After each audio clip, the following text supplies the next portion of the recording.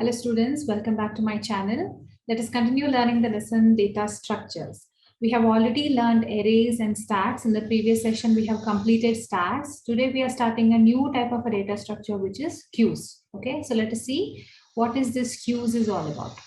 So queue, as a name suggests, what do you understand by a queue? Queue is nothing but something like this, isn't it? We can see a queue everywhere, most of the places, whether it is to buy a movie ticket or to take a food in your college canteen. In so many places, we see queue. And how does that work?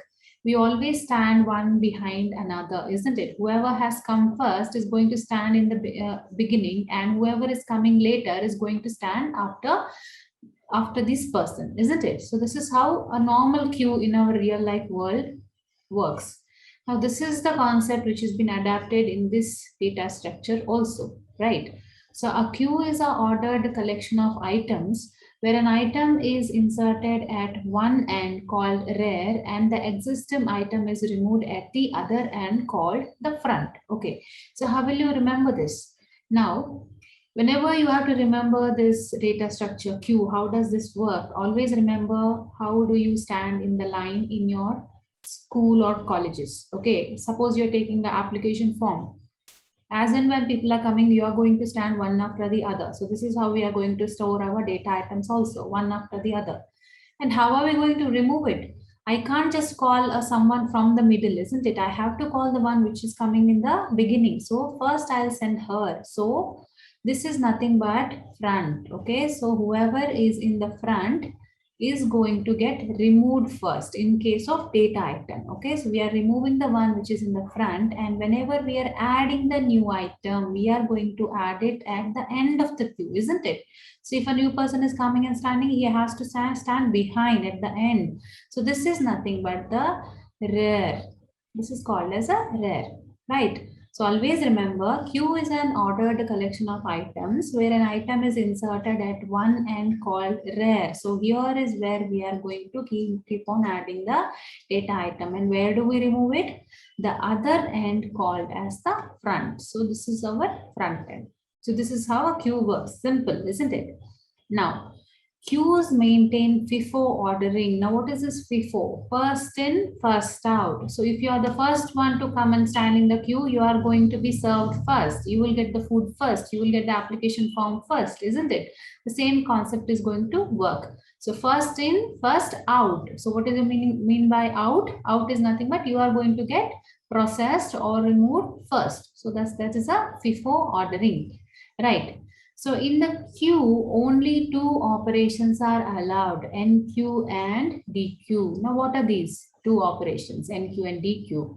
NQ means to insert an item into the back of the queue. So adding an item in queue is called as NQ. I hope you remember what do we say. So every data structure has its own terminology, isn't it? In arrays, we call it as insertion and deletion. In stack, we call it as push and pop. Now here in queues, we are calling it as NQ and DQ. So NQ is nothing but inserting an item, and DQ is nothing but deleting an item. Clear? So I hope this introduction to queue is clear. Next, see this image. So in this, it is clear. Now, if we have a queue, something like this, okay, where we have data items. So in this case, it is people are standing in this way. Think like that. Okay, so data items are added in this way. So front is here. It means this was the first one which got added in the beginning, and back is here, which means that this is nothing but my rear end, isn't it? So here where we are going to add the items. So DQ is nothing but by D you have to remember deletion or removal. So when I say DQ, it is nothing but I am removing the data item from the queue. So where it happens, it always happens at the front. Okay, whether the queue is given in this way or whether it is given in this way. See, you need to remember where is your front. So front is here. So there, that is where we are going to do the DQ operation. That is the deletion operation. And wherever we have our rear or back, there that is where we are going to do our NQ operation. NQ operation is nothing but adding a new item into the queue. Okay, so in this case, where is our front? Front is over here. So where we are going to remove the elements from? We are going to start removing it from here. Okay, similarly, where is our rear? Our rear is here. So I'm going to keep on adding the element this side. Okay, so side doesn't matter whether it is from left to right or right to left. Always you have to remember where is your front. That is where we are going to do our deletion, and wherever our rear or back is there, we are going to add the items. Okay, so just remember the queue. How do you stand in your college? And it is going to be easy. Now in queues, we have various types. What are these types? There are 4 types. First one is called as a simple queue. Okay. Second one is called as a circular queue. Third one is called as a priority queue. And fourth one is called as a D queue. Now here D queue is nothing but double-ended. So D and E together, it is called as a D queue. So what is the meaning of all this? Let's see one by one. So what is a simple queue? Now a simple queue is nothing but a normal queue, okay, where insertion occurs at the rear end, okay, and the deletion occurs at the front end of the list. So this is our simple queue, like how we saw the definition of a queue, isn't it? Insertion happens at the rear and the deletion happens at the front. Now this is called as a simple queue. So what is the next form? Next form we saw was circular queue. Now, what do you understand by circular queue? A circular queue is a queue in which all the nodes are treated as circular, such that the last node follows the first node. This is very simple. Okay, looks very complicated, but just think of this simple queue. Okay, we have a front somewhere here and we have a rear somewhere here. But in the circular queue, what is going to happen is I'm going to attach them in this way. So after front, my rear is going to come. So it is going to look something like this. See this example. I have 0, 1, 2, 3, 4. This is the subscript I have. But in a circular queue, what is going to happen is I'm going to tie them together like this. So it is going to look something like this. Okay, it is as if you're circling a row. Okay. So DQ is, the circular queue looks something like this. So my look at this 2, 1. So 2, 1 is here. The subscript, look at the subscript 0. After 0, my 4 is coming. So after my 0, 4 is coming. So as if it has been attached. Now this type of a queue is called as a circular queue, where we are going to consider that the last node is attached to the first node. Okay, the next one is the priority queue. What is this priority queue? We all know what is a priority, isn't it? So priority queue is a queue that contains items that have some preset priority. Now here we are going to use some preset in our queue. This preset contains certain priorities. Now, an element can be inserted or removed from any position depending on some priority. So, what is happening in the priority queue? We are not inserting and deleting in the rear or front. Here, the insertion or removal both can happen depending upon the priority, and it can happen from the any position. That is important. Okay, so this happens only in the priority queue. For example, see here, the priority of this particular thing is this particular data items are 0. The priority of this particular data items is 1. The priority of this particular data items is 2. Okay, so 30, 40 has highest priority. So since it is saying 0, 0 means first. Okay, in our case, in here, 0 means the first priority. This is the top priority one.